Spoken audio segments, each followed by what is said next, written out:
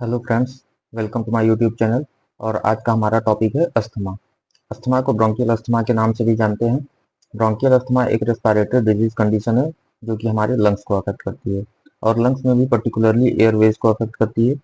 Airways और air passages क्या है, जिससे कि हम सांस लेते हैं।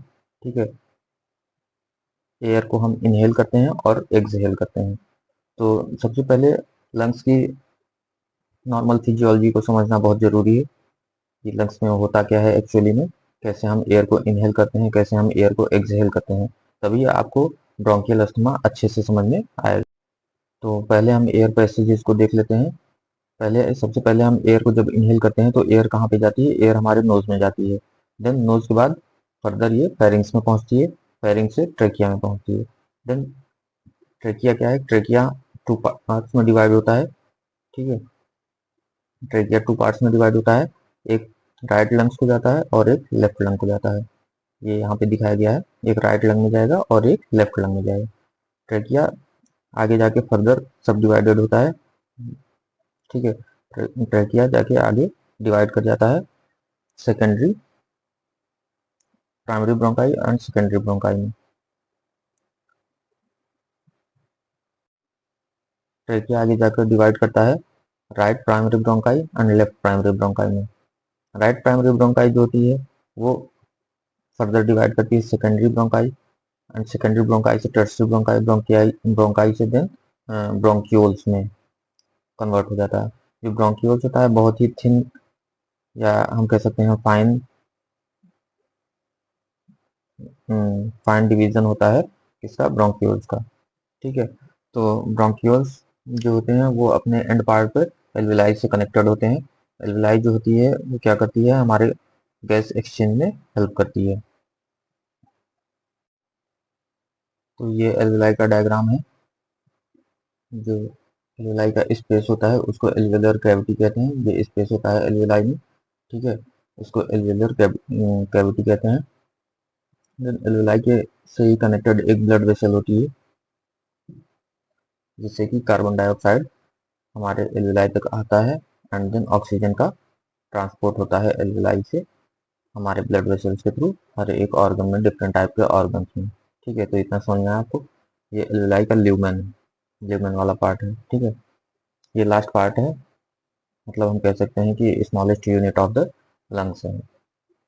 देन अब हम ब्रोंकियल अस्थमा के बारे में डिस्कस करते हैं। तो ब्रोंकियल अस्थमा जो है वो 3 स्टेप प्रॉब्लम है। ठीक है, तो 3 स्टेप प्रॉब्लम है। इसमें सबसे पहले स्टेप में क्या होता है कि एयरवे में इन्फ्लेमेशन हो जाता है। ये हमारा नॉर्मल एयरवे है, जिसमें कि एयर आसानी से टू एंड फ्रो मोशन करती है। ठीक है, इसमें आप देखेंगे कि ये जो बीच में स्पेस प्रेजेंट है इसको हम ल्यूमेन बोलते हैं। ठीक है, तो इसका जो ल्यूमेन है वो वाइडर है, एंड कोई इन्फ्लेमेशन नहीं हुआ है। ये नॉर्मल शेप एंड साइज है इसका। ठीक है, अगर इसमें इन्फ्लेमेशन हो जाता है, कोई इरिटेंट या कोई भी स्मोक डस्ट वगैरह जो होता है वो अगर कोई भी इन्फ्लेमेशन कॉज करता है, तो इन्फ्लेमेशन में क्या होता है कि जनरली हमारी जो म्यूकस मेम्ब्रेन होती है, एल्विलाई की म्यूकस मेम्ब्रेन जो होती है वो स्वेलन कर जाती है। ब्रोंकस या ब्रोंकियल की जो म्यूकस मेम्ब्रेन होती है वो स्वेल कर जाती है, एंड रेड कलर की दिखाई देने लगती है। देन उसके बाद क्या होता है कि नेक्स्ट स्टेप, दूसरा स्टेप क्या होता है? Airway hyper responsiveness to the stimuli. जो एयरवे होती है उसमें पहले से ही इन्फ्लेमेशन हो चुका है, तो वो क्या होता है कि उसमें जब फिर से कोई इरिटेंट आता है तो वो बहुत ही ज़्यादा हाइपर रिस्पॉन्स शो करता है। ठीक है, स्टिमुलाई के अगेंस्ट में। अब हमारा स्टिमुलाई क्या हो सकता है? स्टिमुलाई कुछ भी हो सकता है, जैसे कि स्मोक, डस्ट पार्टिकल्स, ठीक है, पेट डेंडर, ये सब चीज़ें जो होती हैं स्टिमुलाई होती है, जिससे कि वो और भी ज़्यादा तेज़ी से म्यूकस का प्रोडक्शन होने लगता है और उसमें इन्फ्लेमेशन हो जाता है। ठीक है, थर्ड स्टेप की बात करें तो थर्ड स्टेप है muscle with in airway contract. जो मसल होती है, एयरवे की जो मसल होती है वो और कॉन्ट्रैक्ट कर जाती है, जिससे कि उसमें से जो एयर का पैसेज होता है, एयर पास आउट हो रही होती है, वो उसमें ऑब्स्ट्रक्शन हो जाता है। ठीक है, तो इसको हम ब्रोंको स्पाज्म बोलते हैं, जिससे कि अस्थमैटिक अटैक आने की संभावना बढ़ जाती है। और अस्थमैटिक अटैक के केस में क्या होता है कि सांस लेने में काफ़ी दिक्कत का सामना करना पड़ता है। तो हम लोग ब्रोंकियल अस्थमा की डेफिनेशन को देखते हैं। तो ब्रोंकियल अस्थमा क्या है? ब्रोंकियल अस्थमा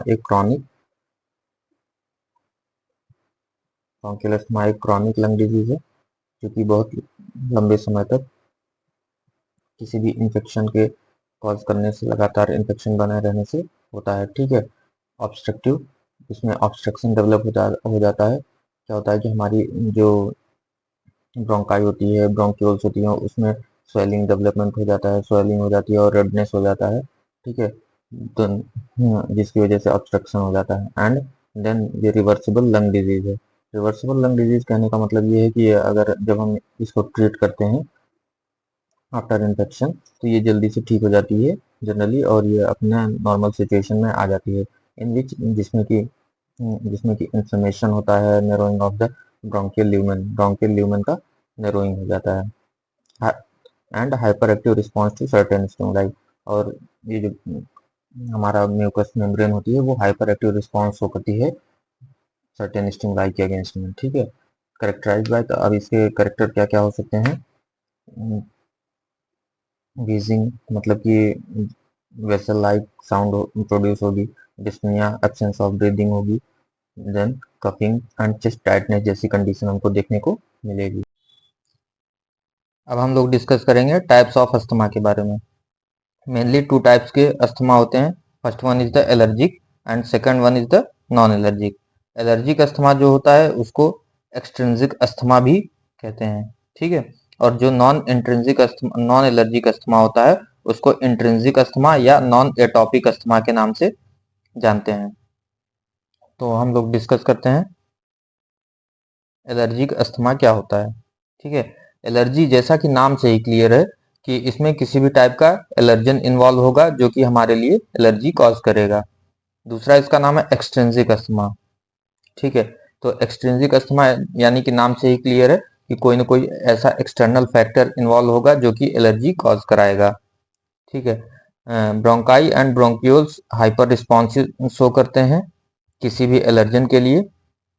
एलर्जन कौन हो सकते हैं? जैसे कि पेट डेंडर, जो हमारे पेट होते हैं जैसे कि डॉग, कैट, इनका डेंडर शेड होता रहता है और ये डेंडर एयर में घूमता रहता है। यदि कोई एस्थमेटिक पेशेंट इनको इनहेल कर लेता है तो जो एयरवेज हैं ज़्यादा रिस्पॉन्स शो करती हैं एलर्जन के लिए, एंड अल्टीमेटली क्या होता है कि जो ब्रोंकियल वॉल्स हैं वो इन्फ्लेम्ड हो जाती हैं और एक्सेसिव नैरोइंग हो जाती हैं और म्यूकस का ज़्यादा प्रोडक्शन होने लगता है, और अल्टीमेटली क्या होता है कि ब्रोंकोस्पाज्म हो जाता है और मसल कॉन्ट्रैक्ट कर जाती हैं। देन इसके अलावा ये तो होता है हमारा पेट डेंडर, और इसके अलावा और भी एलर्जेंस होते हैं जैसे कि हाउस डस्ट, जो कि हमारे हाउस से प्रोड्यूस होता है। ठीक है। मोल्ड क्या है? एक टाइप का फंजाई है। ठीक है। पॉलन ग्रेन्स जो कि रिलीज होते रहते हैं प्लांट से। एंड फूड भी हमारे लिए एलर्जी कंडीशन कॉज कर सकता है। एलर्जन जब भी हमारे ब्रोंकियल वॉल को ट्रिगर करता है तो आईजीई एंटीबॉडी इन्वॉल्व होती है, रिलीज होती है। ठीक है। तो आईजीई एंटीबॉडी जो कि हमारे मास्ट सेल से बाइंड हो जाती है और मास्ट सेल ब्रोंकियल वॉल में प्रेजेंट होते हैं। मास्ट सेल इन्फ्लेमेटरी सेल होते हैं जो कि इन्फ्लेमेशन कॉज करवाते हैं। जो एलर्जिक अस्थमा है उसमें सडन रिस्पॉन्स होता है। ठीक है। तो ये हो गया हमारा एलर्जिक अस्थमा।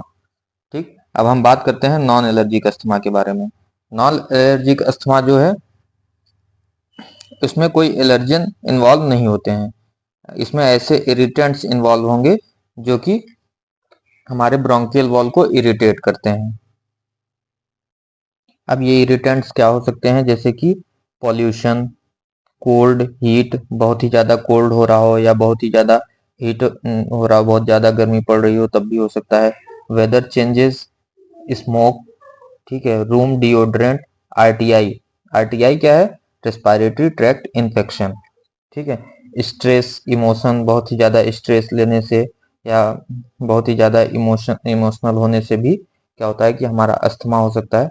उसके अलावा आता है non steroidal anti inflammatory drugs, जो कि ड्रग्स होती हैं ये भी अस्थमा कॉज करने का कारण बन सकती हैं। प्रिजर्वेटिव, जो हमारे फूड प्रिजर्वेटिव होते हैं, ये भी अस्थमा को कॉज करा सकते हैं। उसके बाद जो नॉन एलर्जिक अस्थमा है, इसके 2 सब टाइप होते हैं। First one is the exercise induced asthma and second occupational asthma. जो एक्सरसाइज इंड्यूस्ड अस्थमा है, ये हमारे एक्सरसाइज करने के दौरान प्रोड्यूस होता है और ये एक्सरसाइज के 10 टू 20 मिनट बाद तक भी रह सकता है। ठीक है। ऑक्यूपेशनल अस्थमा, ऑक्यूपेशनल अस्थमा क्या है कि जो हमारा वर्क प्लेस होता है, कोई भी ऐसा वहां पे ट्रिगर है जो कि अस्थमा को कॉज कराते हैं, वो ऑक्यूपेशनल अस्थमा के कंडीशन में आता है। देन है मिक्स्ड अस्थमा। मिक्स्ड अस्थमा क्या है कि मिक्स्ड अस्थमा में ये एलर्जिक एंड नॉन एलर्जिक दोनों टाइप के अस्थमा आएंगे। इसमें एलर्जन भी इन्वॉल्व होगा और इरिटेंट्स भी इन्वॉल्व हो सकता है। इसमें दोनों टाइप में मतलब कोई भी, मतलब दोनों या दोनों में से कोई एक भी इन्वॉल्व हो सकता है। ठीक है। उसके बाद आता है कफ वेरिएंट अस्थमा। कफ वेरिएंट अस्थमा क्या होता है कि इसमें वीजिंग और चेस्ट टाइटनेस जैसी कंडीशन नहीं शो होती है। इसमें सिर्फ एक ही कंडीशन शो होती है और वो होती है परसिस्टेंट ड्राई कफ। ठीक है। तो क्या होता है कि लगातार इसमें ड्राई कफ बनी रहती है कफ वेरिएंट अस्थमा में। फिर है नॉकटर्नल अस्थमा। नॉकटर्नल अस्थमा में क्या होता है कि ये जनरली नाइट टाइम में ज़्यादा सीवियर हो जाता है। डे टाइम में भी होता है, लेकिन क्या होता है कि नाइट टाइम में ज़्यादा सीवियर हो जाता है। नाइट टाइम में इसकी कंडीशन ज़्यादा देखने को मिलती है, वो हमारे नॉकटर्नल अस्थमा के कंडीशन में आता है। नेक्स्ट है हमारा causes and risk factor. Causes and risk factor में सबसे पहला होता है एयरबॉर्न एलर्जन। ठीक है। एयरबॉर्न एलर्जन कुछ भी हो सकते हैं, जैसे कि pollen, animal dander, mole, cockroaches and dust mites. Second one is the respiratory infection. अब रेस्पिरेटरी इन्फेक्शन जैसे कि कॉमन कोल्ड होता है, वो सबसे ज्यादा अस्थमा को इंड्यूस कराता है। नेक्स्ट है फिजिकल एक्टिविटी। फिजिकल एक्टिविटी मैंने जैसे कि अभी डिस्कस किया था, एक्सरसाइज इंड्यूस्ड अस्थमा, जो कि एक्सरसाइज के दौरान प्रोड्यूस होता है और उसके बाद में वो 10 टू 15 मिनट तक परसिस्ट कर सकता है। देन उसके बाद नेक्स्ट है हमारा एयर पॉल्यूटेंट। किसी भी एयर पॉल्यूटेंट की वजह से हमारा लंग्स इरिटेट हो सकता है, और जैसे कि स्मोक है। ठीक है। तो ये एयर पोल्यूटेंट भी जो होता है वो हमारे लिए अस्थमा कॉज कर। देन है सर्टेन मेडिकेशंस। सर्टेन मेडिकेशंस में जैसे कि non steroidal anti inflammatory drug NSAIDs जो आती हैं, जिसमें कि आइबुप्रोफेन आता है। उसके अलावा बीटा ब्लॉकर्स भी होती हैं, बीटा ब्लॉकर्स जैसे कि एस्प्रिन एंड ये सभी ड्रग्स जो होती हैं वो भी अस्थमा इंड्यूस करवाती हैं। ठीक है। तो कुछ मेडिकेशंस भी होती हैं जो कि अस्थमा को कॉज करवाती हैं। देन है स्ट्रॉन्ग इमोशंस एंड रिस्क। अगर बहुत ही ज़्यादा स्ट्रेस ले रहे हैं, ठीक है, और बहुत ही ज़्यादा इमोशनल हो रहे हैं, तब भी हमारा अस्थमा कॉज हो सकता है। देन नेक्स्ट है गैस्ट्रो इंटेस्टाइनल रिफ्लक्स डिजीज। कभी कभी क्या होता है कि गैस्ट्रिक कंटेंट हमारा इसोफेगस से बाहर आ जाता है और वो एयरवेज में चला जाता है, तो इससे अस्थमा होने की संभावना बढ़ जाती है। Then menstrual cycle in women. Women में जो मेंस्ट्रुअल साइकिल होती है वो भी अस्थमा का कारण हो सकती है। Then allergic reaction in some foods such as peanut और सेलफिश। बहुत ही ज़्यादा हाई प्रोटीनेसियस डाइट लेने से भी अस्थमा होने की संभावना बढ़ जाती है। Low birth weight. अगर किसी बेबी का बर्थ के टाइम पे वेट उसका बहुत लो है, तो क्या होता है कि अस्थमा होने की संभावना बढ़ जाती है। देन है वेदर एस, मतलब एक्सट्रीम चेंजेस ऑफ वेदर। ठीक है। जब बहुत ही ज़्यादा वेदर में चेंज होगा, तब भी अस्थमा होने की जो रिस्क फैक्टर होता है हमारा बढ़ जाता है। उसके बाद आता है हे फीवर। हे फीवर जैसे कि राइनाइटिस है, या फिर पर्सन को कोई और एलर्जी है जैसे कि एक्जेमा या स्किन एलर्जी है, तो उससे भी अस्थमा होने के ज़्यादा चांसेस बढ़ जाते हैं। उसके बाद आता है फैमिली हिस्ट्री। फैमिली हिस्ट्री में क्या होता है कि अगर हमारे फैमिली में किसी को अस्थमा है, तो वो जनरेशन टू जनरेशन आगे बढ़ता चला जाता है, इससे अस्थमा होने की संभावना काफ़ी इंक्रीज हो जाती है। तो ये हमारे थे causes and risk factor. Next हम देखेंगे पैथोफिजियोलॉजी।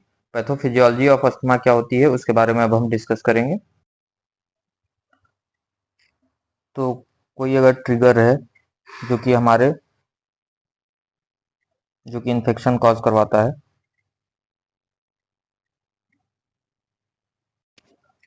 नाउ नेक्स्ट हम लोग डिस्कस करेंगे पैथोफिजियोलॉजी ऑफ अस्थमा के बारे में। तो पैथोफिजियोलॉजी ऑफ अस्थमा जैसे कि कोई भी ट्रिगर्स हो सकता है जो कि हमारे लंग्स को इरिटेट करता है, या पहले से कोई इन्फेक्शन प्रेजेंट है हमारे लंग्स में, या किसी भी टाइप का एलर्जन है जो कि हमारे लंग्स में अस्थमा को इंड्यूस करवाता है, या एक्सरसाइज, अभी हमने पीछे वीडियो में जैसे कि डिस्कस भी किया है कि एक्सरसाइज इंड्यूस्ड अस्थमा क्या होता है कि जब हम लोग एक्सरसाइज करते हैं तो उस दौरान प्रोड्यूस होता है अस्थमा, या फिर उसके 10 to 15 मिनट तक लगातार बना रह सकता है। तो ये सभी अस्थमा के ट्रिगर्स हैं जो कि अस्थमा को ट्रिगर करते हैं। ठीक है, जब भी ट्रिगर हमारे बॉडी में एंटर होता है तो आईजीई एंटीबॉडी स्टिमुलेट होती है। जो आईजीई एंटीबॉडी है मास्ट सेल के साथ बाइंड कर जाती है, और मास्ट सेल ऑलरेडी हमारे लंग्स में प्रेजेंट होते हैं। मास्ट सेल फर्स्ट रिस्पॉन्डर होता है, जो कि कोई भी एलर्जन हमारी बॉडी में एंटर करता है तो सबसे पहले रिस्पॉन्स करता है। तो IgE mast cell mediator response होता है। ठीक है, नेक्स्ट उसके बाद क्या होता है कि मास्ट सेल जब इन्फ्लेमेटरी, जो कि इन्फ्लेमेटरी सेल हैं, वो इन्फ्लेमेशन को मीडिएट करते हैं। ठीक है, तो इन्फ्लेमेटरी मीडिएटर्स जब भी रिलीज होंगे तब इन्फ्लेमेशन स्टार्ट होगा, जैसे कि मास्ट सेल, इयोसिनोफिल्स, मैक्रोफेजेस, लिम्फोसाइट, ये सभी क्या है कि हमारे डब्ल्यूबीसी के टाइप हैं। ठीक है, जो कि इन्फ्लेमेशन को स्टार्ट करवाते हैं। ठीक, उसके बाद दो स्टेजेस में ये डिवाइड हो जाता है, early phase response and let phase response. Early phase response में क्या होता है कि ब्रोंकोस्पाज्म होता है, मतलब कि ब्रोंकियल वॉल होती है, ब्रोंकियल ल्यूमेन जो होता है वो नैरो हो जाता है, म्यूकस का सिक्रीशन होता है, बहुत ही ज्यादा म्यूकस सिक्रीट होने लगता है, वेस्कुलर लीकेज जैसी कंडीशन देखने को मिलती है हमको। ठीक है, उसके बाद म्यूकोसल एडिमा हो जाता है। देन लेट फेज की बात करें तो लेट फेज क्या होता है कि इन्फ्लेमेशन हो जाता है। लेट फेज 5 to 6 आवर के बाद शो होता है, और जो हमारा अर्ली फेज होता है वो 20 to 30 मिनट में ही शो होने लगता है। ठीक है, लेट फेज जो होता है, लेट फेज में जो हमारी इयोसिनोफिल्स एंड न्यूट्रोफिल्स होती है वो इनफिल्ट्रेट हो जाती हैं। ठीक है, एक दो दिन के बाद क्या होता है कि इनफिल्ट्रेशन होता है मोनोसाइट एंड लिम्फोसाइट में।